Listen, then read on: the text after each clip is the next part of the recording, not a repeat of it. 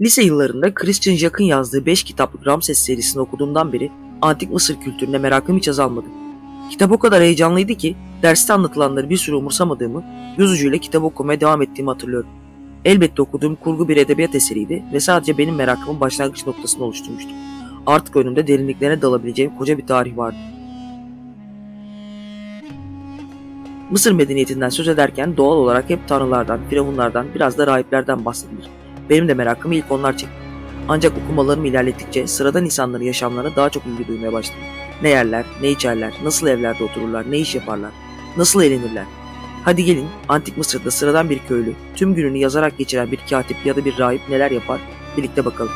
Videoyu beğenmeyi, yorumlarda bana eşlik etmeyi ve abone olmayı unutmazsanız sevinirim. İyi seyirler.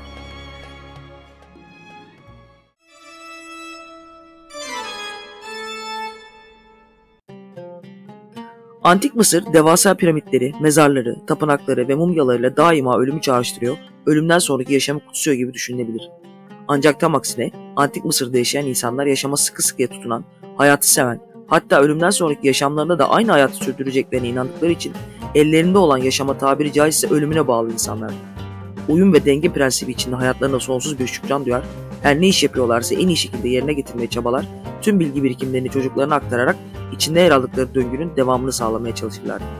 Toplumsal düzen kesin ve geçirgen olmayan bir yapıda belirlenmişti. Sınıf ayrımı netti. Sınıflar arası geçiş de pek mümkün değildi. Buna göre piramidin en altında tahmin edileceği üzere köleler yer alırdı. Genelde soyluların arazilerindeki ağır işlerde, taş ocaklarında, madenlerde ve bazen de ev işlerinde çalıştırılırlardı. Mısır'da bir köle pazarı yoktu. Köleler savaşlarda ele geçen esirlerden oluşurdu. Mısır'da bir de genelde köle yapılmazdı. Tabi istisnalar dışında. Büyük bir suç işleyen Mısırlılar, ölüm cezası dışında bazı durumlarda ömür boyu köleliğe de mahkum edilebilirdi. Bu suçlarda genelde cinayet, tecavüz ve mezar hırsızlığıydı. Kölelerin toplumsal hayatta sahip oldukları hiçbir hak yoktu. Kölelerden bir üst noktada çiftçiler ve işçiler yer alıyordu. Toprağın ya da yaşadıkları evin sahibi değillerdi. Topraklar ya doğrudan Firavun'a aitti ya da soylulara. Ektikleri, biçtikleri ve topladıkları ürünlerin çoğunu da toprak sahibine verir, bir kısmını kendileri için ayırırlardı. Nil Nehri ilkbaharda taşar, sular çekildiğinde toprağa alüvyon bir tabaka kaplar, bu da toprağın verimliliğini arttırırdı. Bu sayede çoğunlukla bereketli bir hasat elde ederlerdi. Toprağı da ailece ekerlerdi. Baba ve oğul tarlayı ekime hazır hale getirir, anne ve kız da tohumları ekerdi. Genellikle buğday ve arpa ekilirdi. Bunun yanında soğan, salatalık, üzüm ve hurma gibi sebze ve meyveler de yetiştirilirdi. Ailenin erkekleri ekme biçme işleri bittikten sonra Firavun'un inşaat projelerinde yevmiyeli olarak çalışırlardı. Piramit, tapınak ve saray inşaat işlerinde çalışırlar, emeklerinde bira ya da tarım ürünleriyle takas ederlerdi. Bu projeler sırasında bazı çiftçiler sivrilip makus talihlerini biraz da olsa değiştirebilirlerdi. Duvarlara yapılan resimler, mobilya yapımı, cam işçiliği ve seramik işleri gibi zanaatkarlıkla sivrilenler daha fazla kazanırlardı. Toplumsal piramitte biraz da olsa yükselebilmek için büyük bir fırsattı bu. Çünkü yetenekli sanatçılar ve zanaatkarlar Mısır'da çok rağbet görürlerdi. Orta sınıfta bu zanaatkarlar, tüccarlar, katipler ve hekimler gibi vasıflı çalışanlardan oluşuyordu. Katipler Mısır'da çok değer gören insanlardı. Günlük olayları, savaşları, firavunları, hekimlerin tedavi yöntemlerini kaydederlerdi. Katiplerin önemi sadece yazdıklarını sonraki nesiller de okuyacağı için değildi. Katiplerin kaydettikleri her şeyden tanrılar da haberdar olurdu.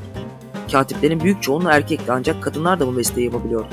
Doktorların ve rahiplerin okuma yazma bilmeleri beklendiğinden mesleki eğitimlerine önce katip olarak başlarlardı. Antik Mısır'da tıp ilmi oldukça gelişmişti.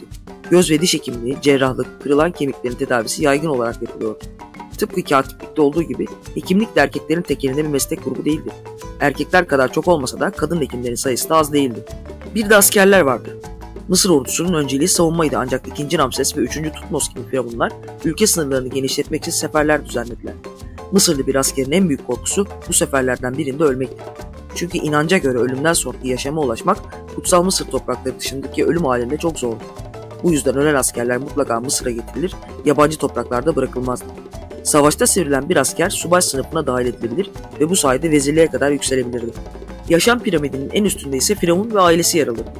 Firavunlar hem dini konularda hem de ülke yönetiminde mutlak söz sahibiydiler. İnsanların tamamı için en önemli sayılan olgu tanrılardı. Firavunlar da bu tanrılarla iletişim kurabilen dünyadaki tek ölümlüydü. Hatta yeryüzündeki bir tanrıydı. Bu yüzden de diğer tüm insanlardan üstünlerdi.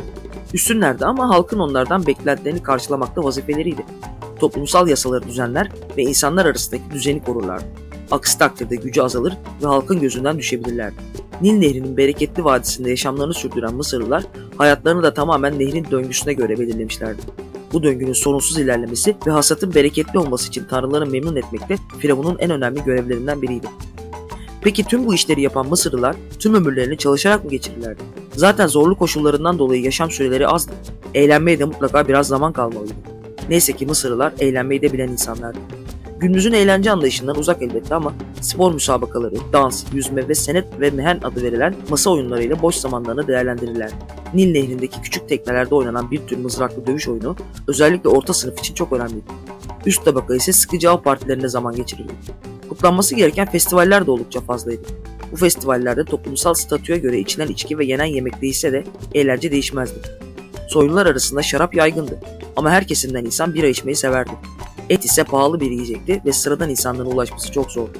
Gelelim kadın erkek ilişkilerine. Mısır'da herkesin evlenmesi beklenirdi. İnanışa göre tanrılar bile birbirleriyle evlenmişlerdi. Elbette ölümlü insanların da aile kurmaları ve olabildiğince çok çocuğu anne baba olmaları bekleniyordu. Oldukça erken yaşta evlenirlerdi. Evlenmeyenler ise eksik olarak yaftalanırdı. Evlilik kurumuna büyük önem verilmiş olmasına rağmen evlilik için herhangi bir tören yapılmazdı. Karar verilir ve birlikte yaşanmaya başlanırdı, sadece bu kadar. Aile içinde erkek evin dışında çalışıp ailesini geçindirirken kadından evi yönetmesi beklenirdi. Aslında kadın ve erkeğin evlilik içindeki rolleri belirgin olsa da toplumsal statüde eşit olarak kabul edilirlerdi. Antik dünyada kadın hakları konusunda en gelişmiş medeniyet Mısır medeniyetiydi. Çünkü kadınların da boşanma, ticaret yapma, yalnız yaşama, kendi mülküne sahip olma ve üst makamlara dilekçe verme yetkisi vardı. Bira imalathanelerinin sahipleri de genelde kadınlardı. Soyluların yaşadıkları yerler zenginliklerini gösteren ihtişamlı evlerdi. Mobilya, yatak, koltuk gibi ayrıcalıklara sahiplerdi. Oysa sıradan insanlar birkaç odalı, ince duvarlı kerpiç evlerde yaşarlar, yatak yerine yere serdikleri şiltelerde uyurlar, dayanılmayacak sıcaklarda bu şilteleri evlerinin damına taşırlardı. Yerde yemek yer, yerde oturarak dinlenirlerdi. Onca ağır işin ardından buna da dinlenmek denilse tabii. Her sosyal sınıf için kıyafetler ketenden dikilir. Zaten başka bir kumaş türü bilinmiyordu ve Mısır'ın sıcağı için ketenden yapılan elbiseler ideal bir kıyafetti. Kadınların nasıl giyindiğine asla karışılmazdı. Bu nedenle dönemin moda anlayışına göre kadınların kıyafetlerindeki açıklık seviyesi değişebilirdi. Soylu ya da Firavun ailesinden kadınlar ise göğüslerini örten ve bileklerine kadar uzanan elbiseler giyerlerdi. Çocuklar ise genelde ergenliğe kadar neredeyse çıplak sayılabilecek şekilde gezerlerdi. Temizlik Mısırlılar için oldukça önemli bir meseleydi. Hem evlerini hem de bedenlerini temiz tutmaya özen gösterirlerdi. Erkekler de kadınlar da genelde saçlarını tıraş eder, gerekli durumlarda peruk takarlardı. Ayrıca diş temizliğine önem verir, çoğunlukla makyaj yapar ve gözlerine sürme çekerlerdi. Güzel kokmak için tütsü kullanılırdı. Zambak başta olmak üzere çeşitli bitkilerden ve narenciyeden yaptıkları ilkel deodorantları kullanıyorlardı. Kendilerini ve çamaşırlarını yıkadıkları, hayvanlarını su içirdikleri, yüzdükleri ve ekinlerini suladıkları Nil Nehri'nden kendilerinin de su içiyor olması birçok hastalığı da beraberinde getiriyordu.